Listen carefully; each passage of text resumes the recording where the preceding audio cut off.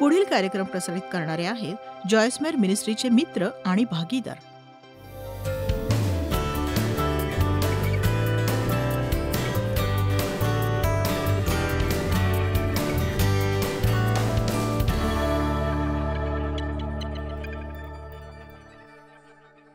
एकही गोष्ट चुकू नये म्हणून तुम्ही हे सबस्क्राईब करावं असं मला मनापासून वाटतं.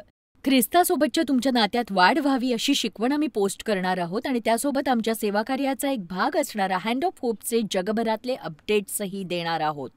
परमेश्वर या चॅनलद्वारे काय बोलू इच्छितो याबद्दल खरंच मी खूप उत्सुक आहे. आमच्यासोबत असण्यासाठी धन्यवाद. तुम्ही आल्याबद्दल खरंच आम्ही खूप आनंदी आहोत. आज मी अशा एका विषयावर बोलणार आहे की ज्यावर मी कधी एक व्यवस्थित अशी शिकवण दिली असं मला वाटत नाही आणि मी त्याविषयी निश्चितच बोलले, प्रोत्साहनही दिलं. पण आज मी तुमच्याशी बोलणार आहे वैयक्तिक सुवार्तेविषयी आणि कसं लोकांना सुवार्ता सांगण्यास आपलं पाचारण करण्यात आलंय. इतरांना येशूविषयी सांगण्यासाठी तुमच्या नावापुढे रेव्हरंड या पदवीची गरज नाहीये आणि मला वाटतं की लोक एका अतिशयोक्तीपासून दुसरीपर्यंत पोहोचू शकतात आणि ते कधीकधी असे असू शकतात की दिसेल त्या व्यक्तीला त्या येशूवर प्रेम करण्यास लावणारे असतात की ते अगदी नकोसे वाटू शकतात. आणि मला वाटतं हीच लक्षात ठेवण्याची बाब आहे की तुम्ही भूक नसलेल्याला खाऊ घालू शकत नाही. आमेन. आणि शुभवर्तमानात माझ्या लक्षात आलं की लोकांनी त्याची मदत घ्यावी म्हणून येशूने कधीही त्यांची भीक मागितली नाही. तो नेहमी मदतीची गरज असणाऱ्या लोकांनाच मदत करायचा आणि म्हणून अशा अतिरेकापासून आपण असंवेदनशील होण्याच्या टोकापर्यंत जाऊ शकतो की आपण कुणाशी बोलतोय, कसं बोलतोय किंवा मग आपला विश्वास इतरांना सांगताना आपण खूप घाबरतो. आणि मला खरंच विश्वास आहे की परमेश्वर आपल्याला विविध पद्धतीने दान देत असतो.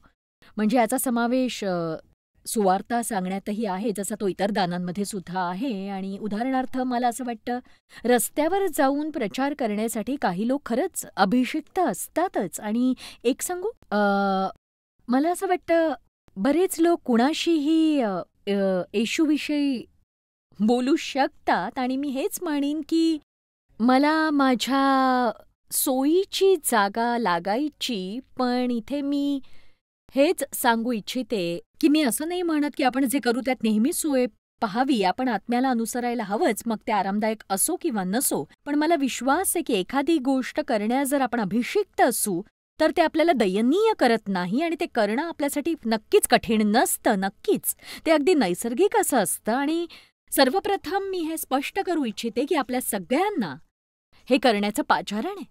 प्रत्येक ख्रिस्तीवर एक बायबल आधारित जबाबदारी आहे की त्यांनी इच्छा बाळगून पवित्र आत्म्यासोबत कार्य करत इतरांना येशू ख्रिस्तासोबत नातं जोडण्यास प्रेरित करावं, मार्ग दाखवावा. याबाबत एक वचन आहे 2 कोरिंथ 5:18. ही सगळी देवाची करणी आहे. त्याने स्वतःबरोबर आपला समेट ख्रिस्ताद्वारे केला आणि समेटाची सेवा आम्हास दिली. म्हणून परमेश्वर त्याच्यासोबत समेट होण्यासाठी येशूचा वापर करतोय. विस्तारित बायबल जे म्हणतं ते मला आवडतं. तो आपल्याला त्याच्या ऐक्यात आणतो. आणि बघा, जगात असे अनेक लोक आहेत की ज्यांच्या ऐक्यात परमेश्वर नाही, त्यांचं देवासोबत पटत नाही. आणि पटलं तर आपण त्यांची मदत घ्यायचा प्रयत्न करावा. आणि म्हणून त्याने आपल्याला सलोख्याचं सेवाकार्य दिलं आहे. आणि हा शिकवणीचा एक महत्त्वाचा भाग आहे की वचनाने आणि कृतीने आपण इतरांना त्याच्या ऐक्यात आणण्याचे आपले ध्येय असते. म्हणूनच आपण एकत्र कार्य करायला हवं असं मला वाटतं. मला वाटतं की लोकांना सांगणं महत्त्वाचं आहे पण त्यांना दाखवणंही महत्त्वाचं आहे. आणि म्हणूनच तुम्ही या ग्रहावरची सगळ्यात चांगली व्यक्ती असाल, पण तसे तुम्ही ख्रिस्ताच्या कार्यामुळे नसाल तरीही ती व्यक्ती येशूकडे वळणार नाही. त्यांना असं वाटेल की तुम्ही चांगले आहात पण तरी ते प्रभूकडे वळणार नाही. तसंच सगळ्यांना सुवार्ता सांगणारी तुम्ही एक धीट व्यक्ती असू शकाल की येशूने तुमच्यासाठी काय केलं, त्यांनी त्याचा स्वीकार कसा करायला हवा. पण मग त्याला पाठिंबा देणारं कृत्य तुमच्या जीवनात नसेल तर मग काहीच न बोलण्याहूनही ही एक भयंकर अशी बाब ठरेल. आणि मला वाटतं की आजकालच्या समाजातली मोठी समस्या ही आहे की बहुतेक बाबतीत ख्रिस्ती लोक जगात वावरताना आत्म्याचं फळ दर्शवत नाहीत आणि त्यांच्या विश्वासानुसार ते वागत नाहीत. आणि म्हणून मला वाटतं की परमेश्वराने त्याचे लोक सगळीकडेच पेरलेले आहेत. आणि मला विश्वास आहे की प्रत्येक फॅक्टरीमध्ये, प्रत्येक शॉपिंग सेंटरमध्ये, प्रत्येक कार्यालयामध्ये, प्रत्येक शाळेत मला विश्वास आहे, या प्रत्येक जागी विश्वास असणार आहेत. आणि परमेश्वराने एकदा मला हे दाखवूनही दिलं की माझे लोक सगळीकडे आहेत, पण त्यांनी आपली ज्योत लावायला हवी. नाहीतर ते आपल्या ख्रिस्ती मित्रांमध्ये धीट असतील, पण मग इतर सर्वसामान्य लोकांमध्ये त्यांना वेगळंच वाटतं. आणि म्हणून 20व्या वचनात 2 कोरिंथी अध्याय 5:20, म्हणून देव आम्हाकडून विनवीत असल्यासारखे आम्ही ख्रिस्ताच्या वतीने वकिली करीतो. आवडलं ना? देवाबरोबर समेट केलेले असे तुम्ही व्हा. आपण ख्रिस्ताचे वैयक्तिक प्रतिनिधी आहोत आणि येशूची, परमेश्वराची अशी इच्छा आहे की रोज आपण कुणाला तरी त्याच्या नात्यात आणण्याचा प्रयत्न हा करायलाच हवा. आणि मला वाटतं की हे अगदी वेगवेगळ्या प्रकारे करता येऊ शकेल. देवाबरोबर समेट केलेले असे तुम्ही व्हा, अशी आम्ही ख्रिस्ताच्या वतीने विनंती करीतो. रोमकरास अध्याय 1 वचन 16 मला सुवार्तेची लाज वाटत नाही, कारण प्रत्येक विश्वास ठेवणाऱ्याला ती तारण प्राप्त्यर्थ देवाचे सामर्थ्य अशी आहे. म्हणून मला हा पाया ठेवायचा आहे की येशू ख्रिस्ताकडे लोक आणण्यात आपण सहभागी होण्यासाठी आपलं पाचारण करण्यात आलंय. आणि आपल्यापैकी प्रत्येक जण, प्रत्येक विश्वासणारी व्यक्ती, आपल्या प्रत्येकाचं ते सेवाकार्य आहे. प्रत्येक विश्वासणाऱ्याची 2 सेवाकार्य आहेत, मध्यस्थी आणि समेट. आणि तुम्हा सगळ्यांनाच सेवाकार्य आहे, पण आपण ते बरोबर पद्धतीने करत नाही. आपल्याला लाजिरवाणं व्हायचं नाही. आपल्याला असं बनायचंय की जसं जग म्हणतं की लोकांना आपल्याला बायबलनी डोक्यात मार देऊन त्यांच्या घशात येशू घुसवायचा आहे, पण त्याचाही खरंच काहीही फायदा होत नाही. आणि म्हणून येशूने म्हटले की तो आपल्याला मनुष्य पकडणारे बनवेल. जसं महासागरात, नद्यांमध्ये, समुद्रात अनेक प्रकारचे मासे असतात आणि त्यांना पकडण्यास निरनिराळ्या प्रकारची प्रलोभनं लागतात, तसंच आहे नाही का? आणि मला वाटतं की जगही असंच आहे आणि एकच गोष्ट सगळ्यांना लागू होत नाही. म्हणूनच आपण सुवार्तेची काही तत्व शिकणार आहोत आणि त्यातलं एकूण एक चांगलं असेल आणि त्या प्रत्येकाचं एक स्थान असेल. पण जर तुम्ही चुकीच्या गोष्टीचा प्रयोग चुकीच्या व्यक्तीवर केलात तर त्यांना जवळ आणण्याऐवजी तुम्ही त्यांना दुरावणार आहात.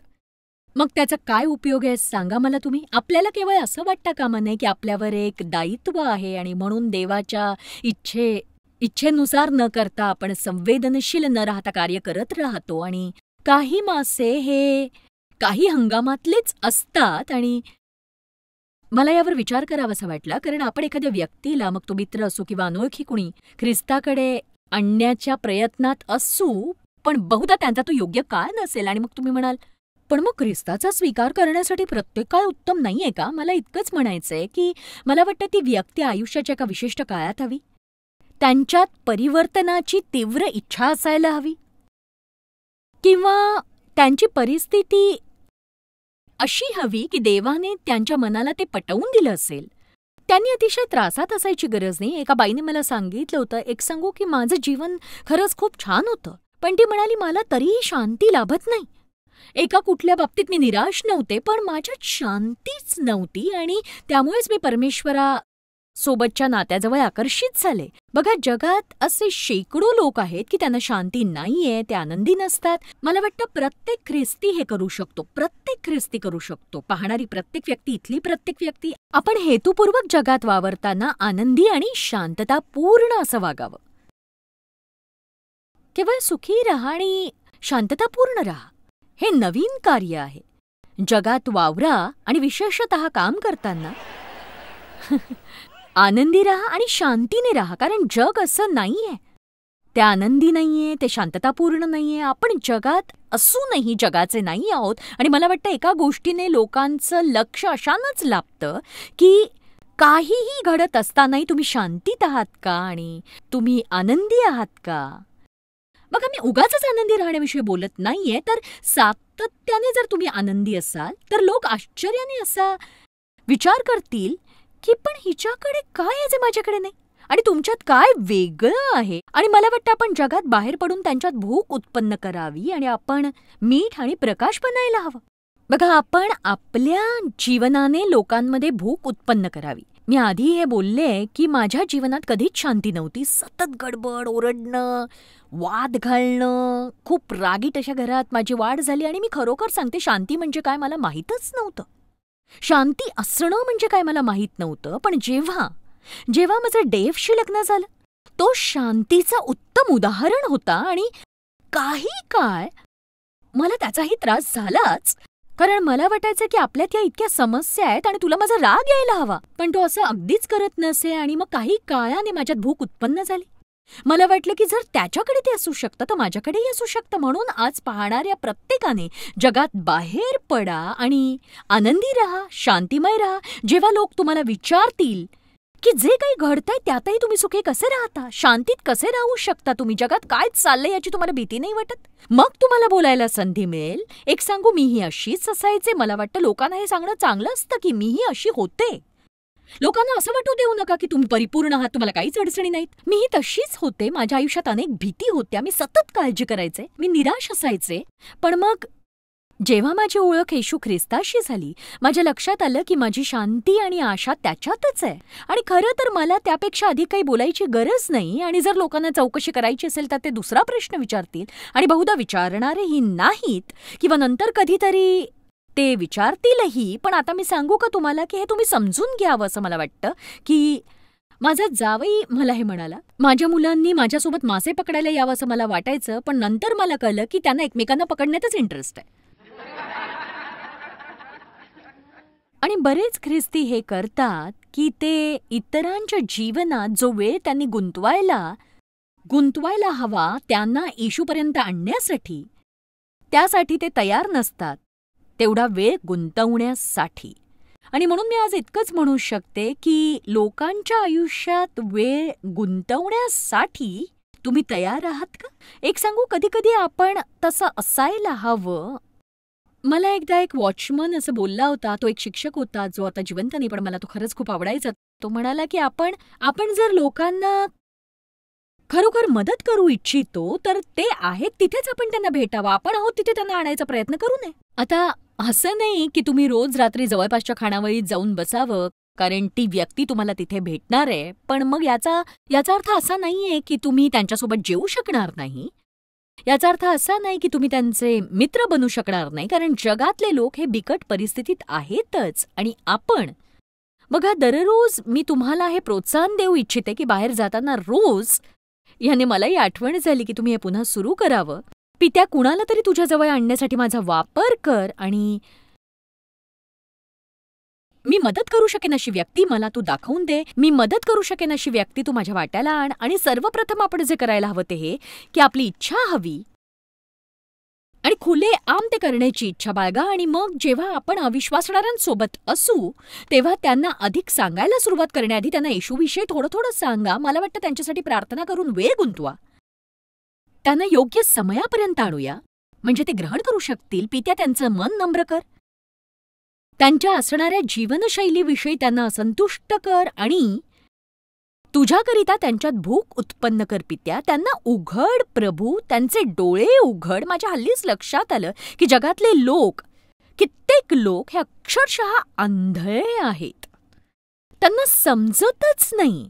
मला वाटतं कधी कधी तुम्ही कशा पद्धतीने आपलं आयुष्य देवाला सोडून देण्याच्या प्रयत्नात असता. मला हे नाही समजत. त्यांच्या डोळ्यांवर जणू पट्टी आहे, त्यांना दिसतच नाही. म्हणून आपण अधिक प्रार्थना करायची गरज आहे की देवाने त्यांचे डोळे उघडावेत, म्हणजे त्यांना दिसेल ते काय गमावतायत जे त्यांच्यासाठी उपलब्ध आहे. आता मी तुम्हाला एक लहानशी गोष्ट सांगते. जेव्हा मी एक युवा ख्रिस्ती होते आणि मी नुकतीच ज्याला मी देवासोबतची वाटचाल असं म्हणते त्याला सुरुवात केली होती, आणि मी चर्चला गेले जे रस्त्यावर सुवार्ता पत्रक वाटण्यात सक्रिय होतं. खरं तर माझ्याकडे इथे एक आहे, स्माइल जीसस लव्स यू. एका उन्हाळ्यात मी काही बायकांसोबत 10,000 पत्रकं घेऊन फेंटनच्या एका मोठ्या दुकानाच्या पार्किंग लॉटमध्ये गेले मी आणि मला असं वाटायचं की याने याने कुणाला तरी मदत होईल. मला वाटलं की देवाने हे माझ्या मनात घातलं आणि मी तसंच केलं. पण दुसरी बाब अशी होते की मला ते फारसं जमत नव्हतं. मी ते करत होते कारण चर्च असं दाखवायचं की तसं नाही केलं तर तुमचं परमेश्वरावर प्रेम नाही. आपण ही दक्षता बाळगावी की आपल्यामुळे लोकांना दोषी वाटता कामा नये. कारण त्यांना ते करण्याची इच्छा नसते ज्याचं दान आपल्याला असतं आणि ज्याचं दान आपल्याला आहे इतर कुणी ते करणं याची अपेक्षा करणं हे खरंच खूप सोपं असतं आणि त्यांना नको असलं तरीही त्यांचा न्याय करणं आणि म्हणूनच त्यांची अशी इच्छा होती की आम्ही प्रत्येक शनिवारी सकाळी सेंट लुईसला जाऊन लोकांना म्हणावं की तुम्ही येशूला आवडता, तुम्हाला मी हे देऊ का. मी कधीच विसरणार नाही, मी ज्या पहिल्या व्यक्तीला ते दिलं त्याने माझ्यावर ते फेकून मारलं. आणि म्हणून खरं सांगायचं तर मला ते जमत नव्हतं अशा प्रकारे वैयक्तिक सुवार्ता सांगणं. आता माझ्या मनात विचार आला की टीव्हीवर सांगण्याची हीच योग्य वेळ आहे की नाही. पण मला बरं वाटलं कारण मला वाटतं की आपण हे लक्षात ठेवायला हवं की परमेश्वर आपल्या सगळ्यांचा वापर करतो आणि तो आपला वापर वेगवेगळ्या पद्धतीने करतो. कारण जगात अनेक प्रकारचे लोक आहेत आणि ते विविध प्रकारच्या प्रलोभनांना प्रतिसाद देतील आणि प्रत्येक जण जर एकाच प्रकारच्या प्रलोभनाचा वापर करेल तर कित्येक मासे पकडलेच जाणार नाहीत. म्हणून आपण संवेदनशील असावं की ठीक आहे, परमेश्वर माझा वापर कसा करून घेईल. मी चक्क अशा टप्प्यावर पोहोचले, मी सांगते याला 37 वर्ष झाली, की आम्ही आमच्या संपर्कात आलेल्या प्रत्येकाला कुठल्या तरी पद्धतीने येशूविषयी सांगतो आणि मी अशा टप्प्यावर पोहोचले की मला घराच्या बाहेर पडावंसंच वाटत नव्हतं. कारण ते आत्म्याने प्रेरित नव्हतं तर ते दोषी भावनेने अधिक होतं. खरं तर मला वाटतं की माझं येशूवर पुरेसं प्रेम नसेल जर मी त्याच्याविषयी इतरांना सांगण्यास तयार नसेन. आणि माझ्यासाठी महत्वाचं आहे की प्रत्येक व्यक्ती ही वैयक्तिक सुवार्ता सांगण्यात सहभागी असेल. पण माझ्यासाठी हेही महत्वाचं आहे की तुमच्यासाठी योग्य मार्ग कोणता असावा आणि तुम्ही ज्याला सुवार्ता सांगू इच्छिता त्याच्यासाठीही कोणता. म्हणून मी तुम्हाला काही सल्ले देईन, बहुधा सगळ्यांनाच हे बरे पडतील. आणि बघा, तुमच्यासोबत चर्चला यायला लोकांना आमंत्रित करा. साधं हो किंवा नाही. एक सांगू, माझा 9व्या वर्षी नव्याने जन्म झाला. मी माझ्या नातेवाईकांसोबत चर्चला जात असे जे बाहेर गावावरून यायचे. परमेश्वर कशाचा वापर करू शकतो कुणाच ठाऊक. आमंत्रण देण्यात काहीच गैर नाहीये. तुम्ही जर बायबल स्टडीच्या छोट्या गटात सहभागी असाल तर त्यांना त्यासाठी आमंत्रण द्या. एक सांगू, लोकांकरता आरामदायक वातावरण असतं. आणि तुम्ही जर माझ्या सभेला येणार असाल तरी कुणाला आमंत्रित करा. आणि मी हे लोकांना सांगते आणि ते हसतात, पण हे खरं आहे की त्यांना जेवायला न्यायचा प्रस्ताव मांडा. तुम्ही त्यांना जेवायला घेऊन गेलात तर लोक नक्कीच काही करतील. त्यांना एका चांगल्या जागी जेवायला न्या. त्यांना सांगा आम्ही या सभेला चाललोत. आणि एक सांगू, तुम्हाला वाटेल पण त्यांना काय वाटेल आणि जॉयस हे फारच भयंकर आहे, कुणास ठाऊक त्यांना काय वाटेल, असं काही बरोबर नाही वाटत. एक सांगू, इथेच धेट होण्याची गरज आहे. लोक काय विचार करतील ह्याची पर्वा करणं आपलं काम नाही.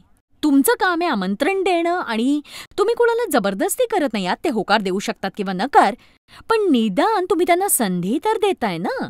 कुठल्या तरी मार्गाने तुम्ही सहभागी व्हावं म्हणून मी तुम्हाला प्रोत्साहित करते. आणखी एक गोष्ट जी तुम्ही करू शकता ती म्हणजे पुस्तकं, सुवार्ता पत्रकं आपल्याकडे ठेवा आणि ते सोयीस्कर जागी आसपास ठेवा. आणि बाहेर जाताना जसं बघा, माझी मुलगी सँड्रा ही गाडीच्या मागच्या भागात पुस्तकांचा एक खोकाच ठेवते. आणि उदाहरणार्थ समजा ती दुकानातून बाहेर पडत असेल, ती मनमिळाऊ आहे, कसे आहात तुम्ही, इतका काही चांगला दिवस नाहीये, थोडा कठीण काळ चालू आहे, काही हरकत नाही, आपण त्यांच्याशी बोलायचा प्रयत्न तर करतोय ना. आपल्याकडे लोकांची उत्तरं असतात आणि म्हणून निदान असं म्हणा की ओ ऐकून वाईट वाटलं, मी प्रार्थना करीन, आणि तसंच करा. तुम्ही त्यांच्यासाठी प्रार्थना कराल हे सांगण्यावरूनही त्यांना कळेल की देव त्यांची काळजी घेतोय. किंवा तुमचा कठीण काय, मला वाईट वाटलं पण लक्षात ठेवा परमेश्वर प्रीती करतो तुमच्यावर. अशा काही साध्या गोष्टी. आणि मला नाही वाटत की अशा गोष्टी करायला आपण घाबरावं. लोकांना काय वाटेल हा विचार आपली अडचण बनवू शकतो, एक मोठी समस्याही. कित्येकदा सँड्रा पुन्हा गाडीकडे जाते आणि माझं एखादं पुस्तक घेऊन येते आणि ती म्हणते की माझ्या आईने हे पुस्तक लिहिलंय आणि मला वाटतं तुम्हाला आवडेल. तुम्ही असंही म्हणू शकता की माझ्या जवळच्या मैत्रिणीने हे पुस्तक लिहिलंय आणि मला वाटतं तुम्हाला हे आवडेल. बघा, यामुळे लोक मनापासून मनापासून तयार होतील, बळजबरीने नाही. मला वाटतं माझ्याकरता ही मीच आहे की वैयक्तिक सुवार्ता सांगणं म्हणजे माझं जीवन लोकांसमोर जगणं. मी घाबरून जगता कामा नये किंवा मी ख्रिस्ती आहे हे त्यांना मागून कळावं असं काही करू नये. तुम्ही माझ्या भोवती जास्त वेळ हे न जाणता राहू शकत नाही की माझी देवावर प्रीती आहे, कारण मी रोजच्या संभाषणात त्याच्याविषयी बोलतेच. मी प्रार्थना करीन, नक्की मी त्याबद्दल प्रार्थना करीन, किंवा आपण परमेश्वरावर विश्वास ठेवू शकतो याचा आनंद आहे मला. तुम्हाला दर्शवणारं असंच काही विधान.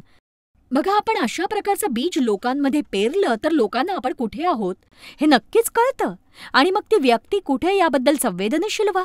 त्यांना तुम्ही काही सांगावं म्हणून ते तयार आहेत की नाही, त्यांचं मन उघडण्यासाठी प्रार्थना करायची गरज आहे का, देवाने त्यांच्या मनाची कठोरता कमी करावी म्हणून मी प्रार्थना करायची गरज आहे का. कधी कधी आपण केवळ बीजाला पाणी देत असतो, पेरणी कुणीतरी केलेली असते. कधी कधी तुम्ही बीज पेरता ज्याचं पीक तुम्हाला कधीच पाहता येणार नसतं, दुसरंच कुणी येतं, पाणी घालतं आणि मग परमेश्वर पीक आणतो. आपण केवळ हेच करायला हवं की देव जे करू इच्छितो ते करायला आपण देवाला उपलब्ध असावं. आजचा शेवट मी मत्तय 5 करणार आहे. तुम्ही जगाचा प्रकाश आहात. डोंगरावर वसलेले नगर लपत नाही, दिवा लावून मापाखाली ठेवत नाही, जी एक प्रकारची टोपली असते, पण ते दिवठाणीवर ठेवतात म्हणजे तो घरातील सर्वांवर उजेड पाडेल. म्हणूनच रविवारी चर्चला जाऊन आपला दिवा पेटूया. सोमवारी कामावर गेल्यावर आपलं डोकं टोपलीच्या खाली ठेवू नका, म्हणजे मग तुम्ही ख्रिस्ती असल्यामुळे तुमचा कोणी न्याय किंवा निंदा करणार नाही, आणि त्याप्रमाणे तुमचा उजेड लोकांपुढे पडो, यासाठी की त्यांनी तुमची चांगली कामे पाहावी आणि तुमच्या स्वर्गातील पित्याचे गौरव करावे. आणि बघा, मी हे लोकांना सतत सांगत असते, सर्वोत्तम पद्धत, तुम्ही जेव्हा एका पापी व्यक्तीपर्यंत पोहोचू इच्छिता तेव्हा त्यांच्या गरजेच्या वेळेस त्यांच्यासाठी काहीतरी करा. विशेषतः जेव्हा ती व्यक्ती तुमच्यासोबत जरा वाईट वागली असेल किंवा त्या व्यक्तीने तुमची निंदा केली असेल, तुमच्याबद्दल न्यायी असेल. आता बघा, मी या संदेशात हेही सांगू इच्छिते की एक गोष्ट ज्याने आपल्याला ख्रिस्ती वाटतं, कारण आपण सतत स्वतःला ख्रिस्ती लोकांभोवतीच ठेवतो कारण ते आपल्यासाठी आरामदायक असतं, आणि आपण स्वतःला अशा कुठल्याच परिस्थितीत ढकलत नाही जेणेकरून आपण कुठल्या अविश्वासणाऱ्याला सुवार्ता सांगू शकू, कारण ते आपल्या सोयीचं नसतं. हे आपल्यासाठी सोपं असतं की आपली छोटीशी ख्रिस्ती संस्कृती असते आणि आपली ख्रिस्ती भाषा असते, आपली ख्रिस्ती पुस्तकं असतात, ख्रिस्ती सीडीज, मित्रमंडळी, ख्रिस्ती संगीत, आणि आपण त्या क्षेत्रातून बाहेरच पडू इच्छित नाही. पास्टर माईक इथले आमचे स्टाफ पास्टर, ज्यांनी एकदा म्हटलं जे मला फार आवडतं, ते म्हणाले ते नियमितपणे बाहेर पडून काम करतात. आणि मी म्हटलं की तुम्ही घरून काम न करण्याचं कारण काय. ते म्हणाले मी मुद्दाम जिममध्ये जातो कारण ती अशी जागा आहे जिथे भरपूर अविश्वासणारे असतात. मला हे खरंच आवडलं, आणि त्याखेरीज ते अजून बरंच काही करतात ज्याचा उल्लेख मी इथे करत नाही. तेच कार्य करणारा ख्रिस्ती होण्याची निवड करण्याऐवजी ते हेतुपूर्वक त्यांच्याकडे जातात, कारण देवाला गरज असेल तेव्हा ते उपलब्ध राहू इच्छितात अगदी मनापासून. आमेन. हल्ली त्यांनी मला सांगितलं की देवाने यावर्षी माझ्या मनात घातलंय की मी प्रीती करावी ती जास्तीत जास्त अपरिचितांवर. मी म्हटलं तुम्हाला हे सांगितल्याचा मला आनंद आहे, कारण मी अजून माझ्या मित्रमंडळींवर काम करते. मी थट्टा करतेय, पण ख्रिस्ती या नात्याने आपण स्वतःला इतक्या ख्रिस्ती लोकांमध्ये गुंतवू शकतो की अविश्वासणाऱ्यांची सेवा करायची संधीच मिळत नाही. मत्तय 9 मी आता शेवट करते. मी शेवटचं सांगतेच, मगाशी म्हणाले, पण बघा मी खरं नाही बोलले तेव्हा. मत्तय अध्याय 9 वचन 10. नंतर असे झाले की तो घरात जेवायला बसला असता पहा बहुत जकातदार व पापी लोक येऊन येशू व त्यांचे शिष्य यांच्या पंक्तीस जेवावयास बसले. तुम्ही कल्पना करू शकता का की त्या काळातील धार्मिक जणांची प्रतिक्रिया कशी होती. तो येऊन मेजावर बसतो आणि हे सारे प्रामुख्याने पापी असलेले होते, आणि ते त्याच्यासोबत येऊन बसतात आणि तो त्यांचं स्वागत असं करतो जणू ते या धरेवरचे खरंच खूप खूप छान लोक आहेत. हे पाहून परुषी त्याच्या शिष्यास म्हणाले, तुमचा गुरु जकातदार आणि पापी यांच्याबरोबर का जेवतो हे पाहून येशू म्हणाला की निरोग्यास वैद्याची गरज नाही, दुखणाइतांस आहे. निरोग्यास वैद्याची गरज नाही, दुखणाइतांस आहे. म्हणूनच तुम्ही सगळे जे घरून हा कार्यक्रम बघताय, जे इथे आहेत, परमेश्वराला आपल्याला वापरू देण्यास आपण उपलब्ध राहूया. आणि मला कल्पनाही करवत नाही, प्रत्येक ख्रिस्ती व्यक्ती रोज घराबाहेर पडण्याआधी जर असं म्हणाली की देवा, तुझ्याकडे कुणाला तरी आणण्यास मला मदत कर आणि अशी एकतरी व्यक्ती माझ्या वाट्याला तू आण. आणि खरं सांगू का, की आज मला कुणासाठी तरी उदाहरण बनायचंय देवा, आणि मला दाखव की तुझ्या राज्यात कुणाला आणायला मी काय करू शकतो. मी तुम्हाला सांगते, तुम्ही केवळ इतकी जरी सुरुवात केली आणि जगात सुखी आणि आशीर्वादी होऊन जर वावरलात, फार काळ लागणार नाही, तुम्हाला लोकांना प्रभूकडे आणण्याच्या संधी उपलब्ध होतील. आणि बघा, आता ऐका, तुमच्यापैकी पाहणारे बऱ्याच जणांचे येशूसोबत वैयक्तिक नातं नसेल आणि तुम्हाला वाटत असेल की कोणीतरी येऊन मला वैयक्तिक सुवार्ता सांगितली तर बरं होईल, पण मी हेच तर करते. आणि माझी इच्छा आहे तुम्ही जाणावं की येशूने तुमच्यासाठी मरण पत्करलं, त्याची तुमच्यावर प्रीती आहे. त्यांनी तुमचं पाप त्याच्यावर घेतलं, त्यांनी तुमची शिक्षा भोगली. त्याची इतकीच इच्छा आहे की तुम्ही विश्वास ठेवावा, पापाच्या जीवनापासून वळण्याची तयारी ठेवा, आणि तो जो आहे असं तो म्हणतो त्यावर विश्वास ठेवा. जॉयस मायर मिनिस्ट्रीज करता तुम्ही खूप मौल्यवान आहात. आम्हाला तुमचं कौतुक आहे आणि जगभरामध्ये हे सेवा कार्य शक्य करण्याकरता आम्ही आमच्या मित्रांचे आणि पार्टनर्सचे आभारी आहोत. आम्ही एकत्रितपणे भुकेल्यांना खाऊ घालतो, गरिबांना वस्त्र देतो आणि राष्ट्रांना सुवार्ता सांगतो. तुमच्या प्रार्थनेच्या विनंती करता आमच्याविषयी आणखी माहिती मिळवा. जॉयसच्या कॉन्फरन्सच्या तारखा पहा आणि ख्रिस्ताची प्रीती जगभरामध्ये पसरवण्याकरता आमचे सहभागी व्हा.